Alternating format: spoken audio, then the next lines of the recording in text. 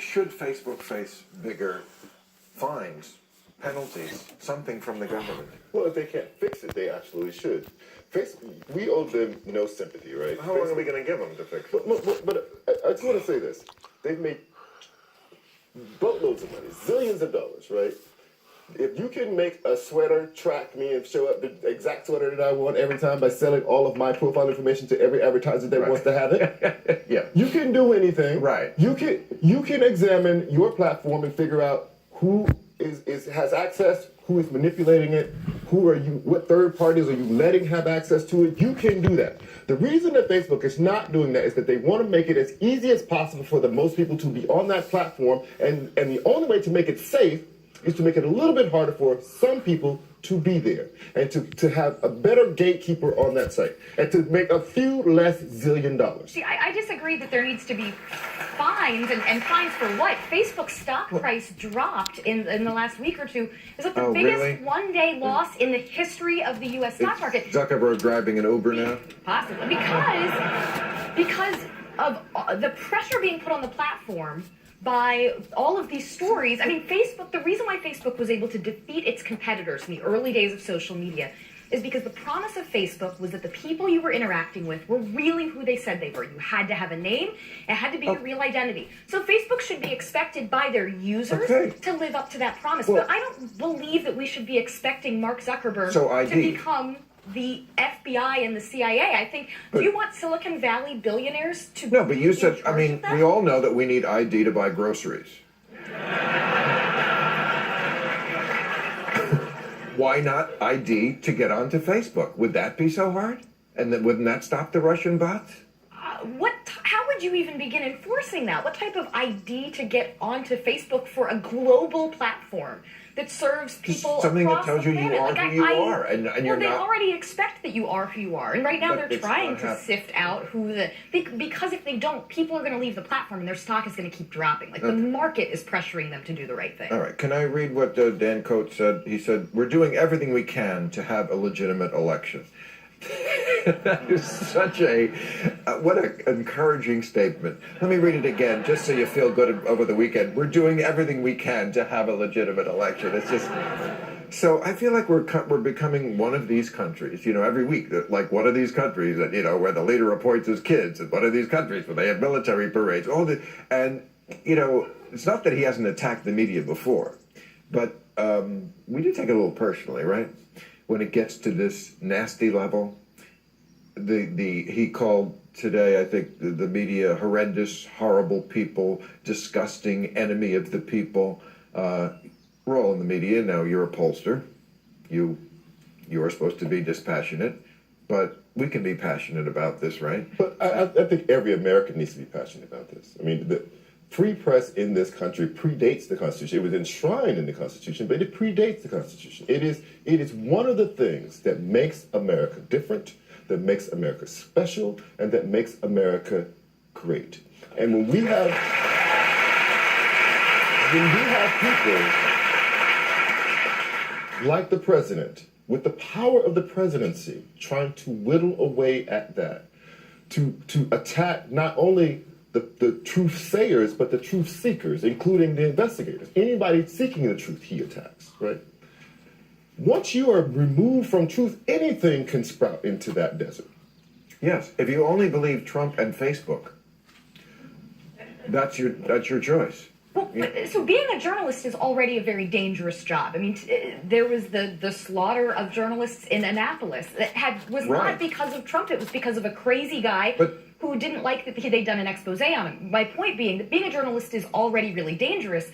So what bothers me about this conversation about Trump saying mean things about the media is sometimes, and most journalists. Well, I know. Look, I don't like. Come on, enemy of the people is not mean. We're way past mean. When he most journalists are trying to do the right thing, but there are a handful that have gotten into this like pro wrestling thing where when Trump says mean things at the rally, they say, "Well, how dare he say that?" And then they take selfies with all the people with the "Make America Great Again." But this isn't. And it's like pro wrestling, and it's not good. But this isn't a question about media bias. What we're seeing is 5 things.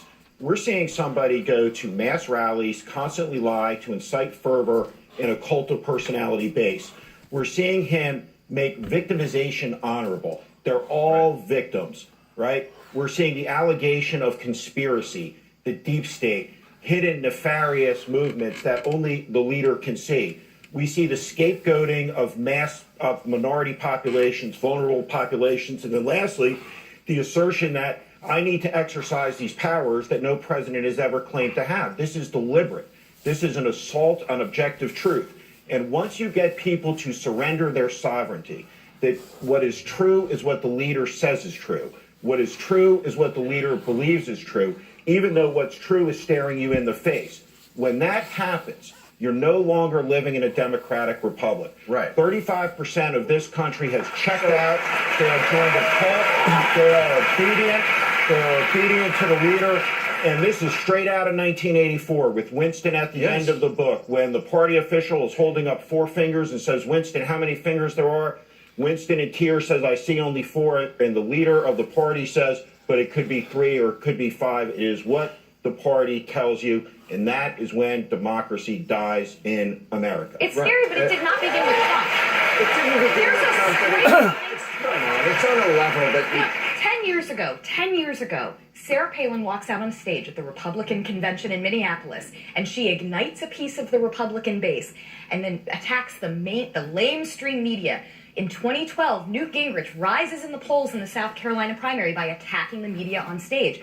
This is not something that began with Trump, but the seeds have been planted in this within the Republican Party. Seeds are not trees. But see, that's the thing, though. Like, you are condemning the Republican Party, which it should be condemned, because forever they knew that these people were in that party. They knew that they were benefiting from this element of their party, and they turned a blind eye to it. They said, I believe that we can control them.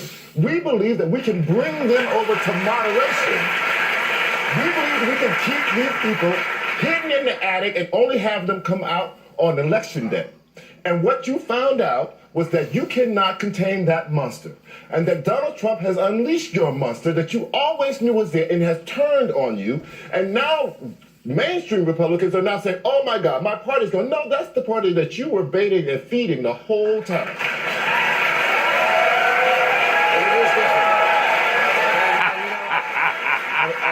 I want to show this clip. I saw this Congressman, Stephen Lynch. I'd never heard of him, but I saw him on TV, and I want to show you a little bit of what he said a couple of weeks ago. Are you kidding me? This is where we're at now? This is a disgrace. A disgrace. That was a national embarrassment in Helsinki. I was embarrassed that our president was siding against our intelligence agency. It's time to decide what you stand for. Do you stand for democracy? Or you stand with that gangster in Moscow? And I'm showing that because I feel, first of all, it's very genuine. It's not a trumped up speech. He really was feeling that. And I feel like the Democrats are not doing this. When I read you, what I just heard you do it. You do it. You don't have to do it. You're a pollster. We don't expect it from you. But I hear moral outrage from you. I read it in you. An appropriate level of ire. It's not about just screaming. But I think the people in this country do not understand the level of the crisis we're at. And to a degree, this has to take place. This kind of talk. This kind of rhetoric. Because I don't think otherwise they're going to get it. Democracies in regression all over the world. In Poland, in Hungary, in Austria, in Italy, we see the rise of autocrats and autocracies. And to see an American president cheerleading it is as scandalous as it is disturbing. But the assaults on the rule of law, the lawlessness of this president, the attacks on our institutions, and this may all be much more fragile, and it's certainly more fragile, I think, than I thought it was. But the truth of the matter is this: when we look back in history to the 1930s, fascism did not rise because it was strong, but rather because democracy was impotent and weak. And when you have a country now where 80% of people born in the 1930s think it's essential to live in a democracy, you ask the same question of people born in the 80s, the number is 25%. That is a profound crisis, and America is under attack. Is under attack by the Russian Federation that is trying to eradicate trust, faith, and belief in the American Republic and our democratic institutions. and our political leadership in the majority party is complicit in it. They are not defending this country, and they are unfaithful to their oaths of office and to the Constitution of the United States.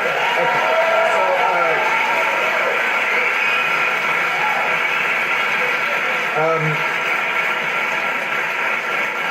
This week something happened. Jeff Sessions announced a religious liberty task force. Are there religious people here tonight? Well, you're going to be insulted by this bit. Because, they have this martyr complex, the Christians. I'm sorry, they do, just because I'm sure of you-know-who.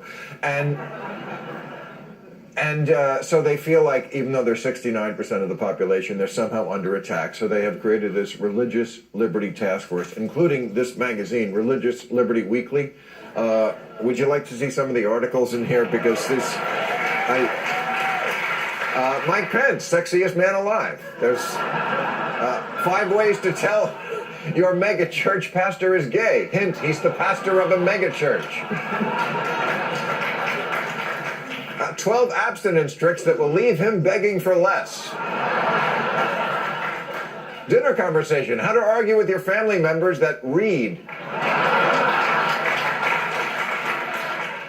We investigate. If God's all powerful, why can't Kirk Cameron find work?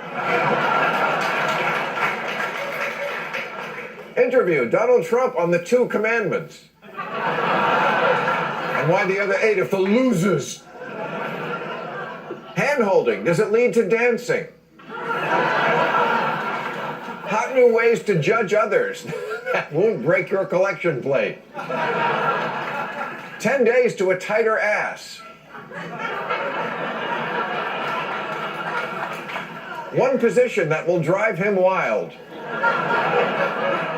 Social media bombshell, pick of light shining through clouds not mandatory on Christian profiles. Wow, there's a lot of fucking religious people here tonight, aren't there? Recognizing the signs of oral sex. It may be going on right under your nose. And threat in the sky are rainbow's gay air. Okay, let's bring out Nancy. She's a history professor at Duke University and author of Democracy in Chains, the deep history of the radical right stealth plan for America. Nancy MacLean.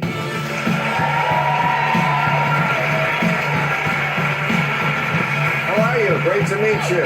You can bring that home with you. Okay, so we've been going on and on about the trouble the country's in, but you've written a whole book about it, and I think you would agree with some of our panelists here that it's been going on longer than Trump, right? Yes, but I would say thank you and amen, too. Yeah, okay. This feud that he was sort of having with the Koch brothers, I know you've written a lot about the Koch brothers, it's really phony, isn't it? Because they're basically on the same page, wouldn't you say? Yes, it's a tremendous distraction. I have been studying Charles Koch and the plan that he's been developing and the ideas that they've weaponized for over a decade now. And I have learned one thing, which is never pay any attention to any individual play and instead look at the long game that he's playing. Once you understand that long game and you understand the strategy, you can get a better sense of what the pieces are and what to anticipate. A case in point is this. Suddenly we're seeing signs of light between them. All the other things that did nothing to upset Charles Koch, all the horrors that we've seen in different places, nothing about what happened at the border, etc. Why now? Why now? Because they are this close to getting Brett Kavanaugh, a Koch-selected Supreme Court justice, on the court just in time to effect what Koch is actually seeking, which is, in the language of the architect whose ideas he's weaponized, who I studied in my book, James Buchanan, the first U.S. Southerner to win the Nobel Prize in Economic Sciences, changes in our Constitution so radical as to be called a constitutional revolution.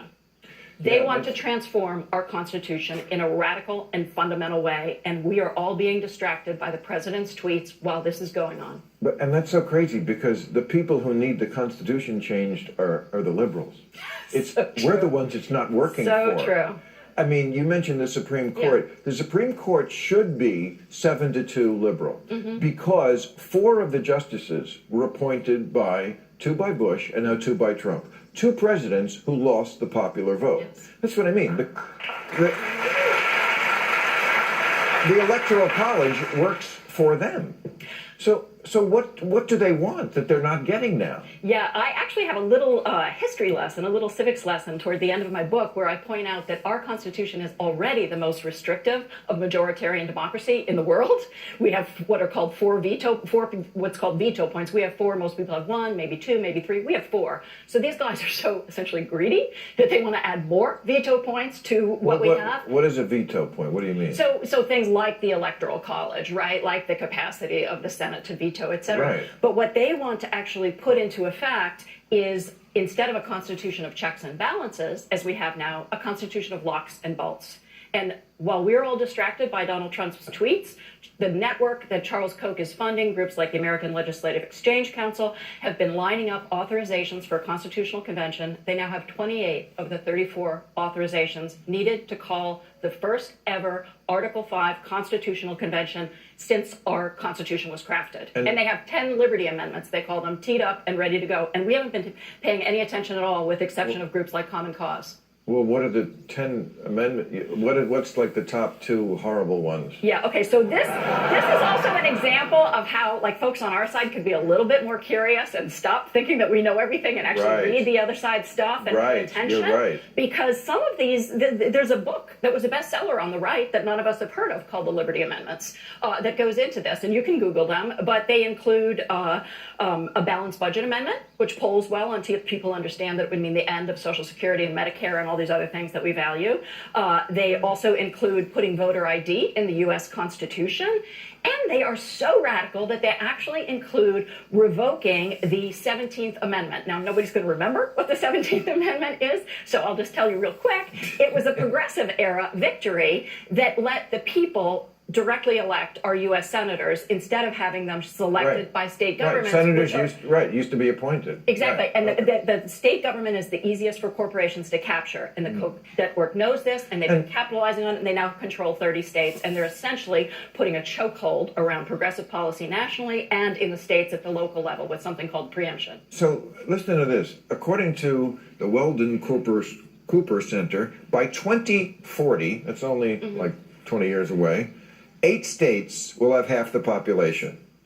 And 16, if you add another 8 states, will have 70%. The 16 most populous states will have 70% of the population. 30% of the population will control 68% of the Senate seats, of course, because California, with 40 million people, gets 2 senators, and so does Wyoming with 8 people.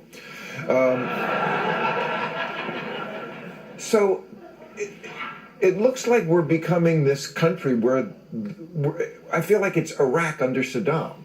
And the liberals, go with me, right? Because the Sunnis were the minority, but they ran the country, right? They were a third of the country, but they were in power. And 2/3 of the country was the Shiites, and they had no power. And we're going to be 2/3 of the country, the liberals, but we're not going to have any power because of the axis of evil of Donald Trump, Rupert Murdoch, and Charles Koch. And if I may say, they are actually... What do we do then?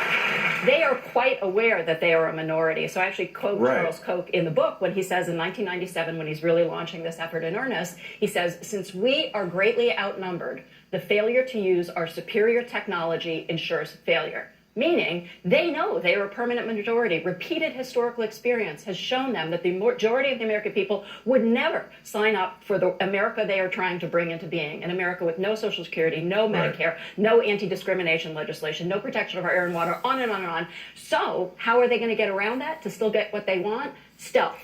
And doing things like voter suppression, using the myth of voter fraud, gerrymandering, destroying labor unions, and Planned Parenthood, sources of collective and we power. don't pay. And you're right, we don't pay attention. No. And you know why? Because we're so distractible. Facebook. Exactly. It's all the evil of Facebook. It's true. People don't read. They think Facebook is reading. It's not. Okay, so let me ask this political question. Trump is endorsing a lot of these Trumpy candidates, and they're winning. As soon as they were talking about in the primaries. Should we be rooting for this? I think this is actually a good thing, because I think what has to happen in the fall is that other Republicans have to see the Trump candidates lose. Of course, they're going to win the primary, but that's the only way to break the stranglehold on the Republican politician. No, Well, Steve, if you look at the special elections, you're sitting there as a House campaign strategist. You're saying that unless you're in a district that's plus 25% Trump or greater, right, you could be in trouble. You could be in a plus 20% Trump district, and you could go down in 2018. So I think there's going to be an enormous blue tsunami. I think the Republicans will lose control of the House. But what will be left behind will not be chastened. It will be more batshit crazy. Yeah. Because what's left behind are going to be people in plus 25, plus 30% Trump districts, and their only vulnerability. And when in a country now where the politicians pick their voters, not the other way around, their only vulnerability is to be out crazied in the next primary when 12% turnout occurs and only obviously the craziest people turn out, and that's how Christine O'Donnell wants. I don't mind if they're batshit crazy as long as they're in the minority. right. As long If as they don't win, be crazy. Just be in the minority. Right. Because what we have now is a Congress that refuses to play its role as a check and balance on the president. See, right. That cannot exist. I have a little bit of a different perspective on the political side of this, which is that it depends on what kind of a district you're in. In House races right now, the vast majority of Democratic ads are not focused on fighting Trump. They're focused on the issue of health care. On the Republican side, more of these House folks are running ads about Trump. The Senate is a very different picture because in the Senate you have a lot of Democrats in states that Trump won. And so in that case, Trump plays a very different role than he does in, right now Democrats need to pick up 24 seats. 23 seats they're Republican held are in districts that Hillary Clinton won. There, if you're one of those folks, you would maybe rather not have Donald Trump come to your district. But if you are a Democrat in a red state and all of a sudden Trump shows up and says, get this Democrat out of here because they're obstructing my agenda, that can complicate things. So it just depends on the geography and what race you're talking about. May I? So I'm a historian, and so I feel slight discomfort because the conversation is so focused on the near term. And my first book was about the Ku Klux Klan of the 1920s, when it was the biggest right-wing organization we've experienced. This 25% can do enormous damage. I think we all understand that. Right. The norms of our society, to the way government operates, we're already seeing the impact on the lives of even children of color in elementary schools from what the right has unleashed. So I think it's really important that we not just focus on the next election cycle or the one after that, but instead start thinking about how are we going to break that up? How are we going to reach the people who have been so deceived and so agitated and had their buttons pushed by this right? And I know because I got on their mailing list, so I know the stuff they sent out, and it is ugly, and they keep them in a state of high alert. And I feel like if we get into a situation where we're just yelling and they're just yelling, we're not going to break up this impasse that we're in, and we're going to have to be a lot more strategic. I hear that argument a lot because, and I'm very curious about it because where am I supposed to meet a bigot in the middle? Right. Yes. I don't know. How does that work? I'm so glad that you asked that because that isn't what I'm suggesting. I'm suggesting thinking about bringing into the conversation other things like the fate of Social Security, our public schools. Look at the red state teachers mobilization. There are people who are angry. They understand our society is coming apart. They have a vision of what to do with it. So on the particular question that you raised, Demos, the organization, great organization, but they've done actual focus groups on this issue, and they have poll tested these things that circulate among liberals, saying they poll tested two messages. One is just a pure economic message to white voters that ignores all that Trump is doing and ignores this toxic environment. The second one says to people directly, these people are trying to turn us against one another, trying to leverage hostility against African Americans and against immigrants and against people who are lesbian and gay or queer in order to get their agenda. And if you approach people honestly and you give them that message that is wrong, you're talking about white people. And yes, no, totally, you're right. But you just said, how do I talk to a bigot? But it's a very serious thing because this whole conversation after 2016 was about how do we make white people feel less anxious and afraid, more comfortable. Isn't that a very curious thing to tell the rest of us who all lived our lives feeling afraid, uncomfortable, anxious, that we now have to make white people feel good? Also, I mean, in a week, excuse me, but In a week when we found out a lot of the people on the right believe in QAnon, that they believe there's this giant cabal of child molesters running the world, you know, that when the people say, don't, it doesn't help to say they're stupid. But you think Tom Hanks is a pedophile. So just like what you said, I don't know how to meet in the middle there. I don't know where to, I don't know how to talk to that person. You can go back through history, right? All the way to the beginning. 25% of this country's always been whack jobs, right? Always, right? I mean, going back to the penchant for conspiracy, the Know Nothing movement that throws the marble that the Catholic Pope donated for the Washington Monument into the Potomac River, it has always been there. The point is, there are more of us than there are of them. And in an election that is secure, right, you hope that manifests itself. But, but fear is a contagion in a democracy. Trump uses fear, and he's exhausting the opposition. When you're in a fight, you can win two ways. You can bring your opponent to submission, think Germany and Japan after World War II, or you can break their will to fight. Think of the United States and Vietnam. And the degree to which Trump and his lies and the constancy of the craziness, it breaks people's wills. It checks them out. They become exhausted by it. And I think that there's some evidence in the polling to see that's happening. And so 95 days from an election, which I would argue is the most important midterm election in the history of the United States of America. I agree. Right? Is that everybody out there has a job to do. And it's to vote and make sure your friends vote, because there must be a check on this lawless administration, or we're down the road 10 miles into Trumpistan looking at the United States of America in the rearview mirror. Great way to end it. Thank you, Colonel. Thank you. Time for new rules, everybody.